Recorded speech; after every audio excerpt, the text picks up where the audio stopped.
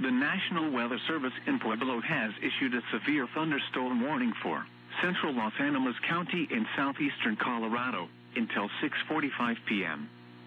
At 6:08 p.m., a severe thunderstorm was located 9 miles northwest of Model, or 18 miles northeast of Trinidad, moving southeast at 15 miles an hour.